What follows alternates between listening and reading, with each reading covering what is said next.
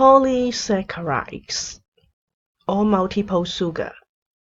Okay, polysaccharides, the largest molecules of carbohydrates, larger size and more complicated structures. We have three examples: starch, glycogen, and cellulose. Starch, glycogen, cellulose. First, we started with starch. Okay, starch can be found in many different types of food, such as cereals and their products. Okay, cereals, and these are cereals, and these are products of cereal: the bread, the spaghettis, the noodles, etc. It contains a lot of starch. The taros, okay, the taros, the maize, and potato also contain a lot of starch. And starch is very large molecules, as I mentioned before. It is made up of long chains of glucose unit. Well, and they join together like this.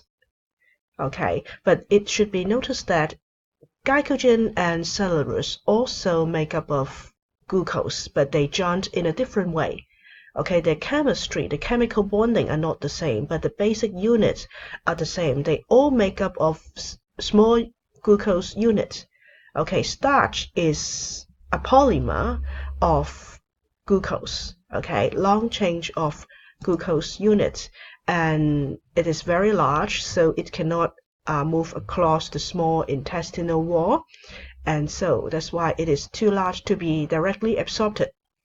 So before it can be absorbed, it have to be digested by certain enzyme, and of course this reaction, we call it hydrolysis. We have to digest it, we have to hydrolyze it before it can be absorbed, and it is done by enzyme. Do you still remember the name for that enzyme? Starch is broken down by amylase. Okay, how to break down starch molecules? By amylase. Amylase, okay, salivary amylase, pancreatic amylase are secreted by our digestive system. Okay, starch is broken down into maltose first. Polysaccharide is broken down into disaccharides by amylase. But amylase is still too large to be absorbed across the small intestine, so maltose is digested again by maltase into the smallest unit, the glucose molecules. So the complete digestions require two different kinds of enzymes, and they are done in two steps. Okay, first in the mouth and in the small intestine, and then it is done in the lower part of the small intestine, okay, by different enzymes. Complete breakdown of starch. Oh, so it is metabolized in this way, breaking down in this way, starch. Okay, for glycogen is similar. Because as I mentioned before, both starch and glycogen molecules contain the same basic unit, the glucose. They are joined differently. They have different chemistry. They join the bonding between the two small units are not the same. The bond is not the same. So they are broken down by different enzymes, but in similar concept. Okay, we can break down starch, and we can also break down glycogen. Okay, they can be metabolized. But cellulose cannot be metabolized in our body. Okay, although cellulose is also made up of glucose, but the way of their bonding, their way of the joining together is not the same as starch and glycogen. So even they are made up of the same basic units, they cannot be broken down in our body. We do not have that enzyme. We do not have cellulase in our body, so we cannot digest cellulose, and so that's why it make up the dietary fiber, and these dietary fiber cannot be digested, and they will come out directly, okay, as feces, and it will stimulate the movement of small intestine. Okay, the cellulose cannot be metabolized in our body, cannot be broken down in our body.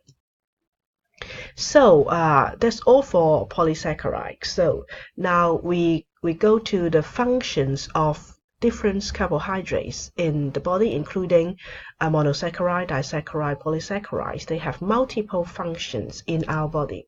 First, carbohydrate is one of the major energy source in our body. It is rich in energy. 1 gram of carbohydrates, say for example glucose, 1 gram of glucose, 1 gram of carbohydrates can release 17 kilojoules of energy. Kilojoules is the standard unit, or we call it SI unit for energy, the standard units of energy. Sometimes we say calories. Calorie is not the SI unit, it's not the standard unit of energy. Kilojoule is. So we use kilojoules in this textbook. So 1 gram will release 17 kilojoules of energy. So very rich in energy. It is an energy source. The first function, energy source. And the second function is it can store a lot of energy. Okay, it will store up a lot of energy in the form of glycogen, in the form of starch. It's rich in energy. It can store up a lot of energy. It can also convert it to lipid to store up energy. Okay, after it converted into lipid, it will release a lot of energy. Or if excess glucose is converted into glycogen, it can also store up a lot of energy. So it is a very good energy storage. And the glycogen in our body is stored in liver and muscle, or we call it skeletal muscle. It's stored in these organs as an energy source. The third function of carbohydrate is to build up larger molecules. So, say for example, glucose can build up starch, and some carbohydrates, some sugar can make up nucleic acids. It can act as the building block of larger molecules. Okay, and of course, cellulose can be a source of dietary fiber. As I mentioned before, it cannot be digested in the body, it cannot be metabolized in the body, so it will come out, it will stay in the digestive system, it will stay in the large intestine to promote the movement of large intestine in order to prevent constipation. So these are the 4 functions of carbohydrates. So let's sum up. Okay, let's do a summary.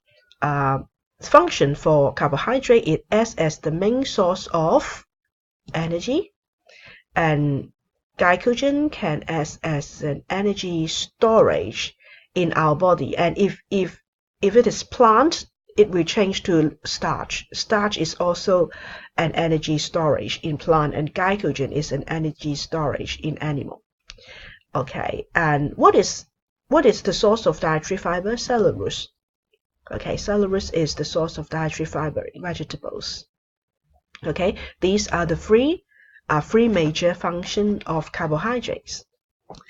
Okay, carbohydrates, if it is in excess, can be stored. We can store up excess carbohydrates. If we take in excess glucose, if we take in excess carbohydrates, excess starch, it can be stored. So if we take in too much carbohydrates, we become fat, and it will change to lipid, or it will change to glycogen and store up in the body. If it is glycogen, it's stored up in the liver and skeletal muscle. If it change into lipid, it will store under skin. Okay, that's all for carbohydrates. Thank you.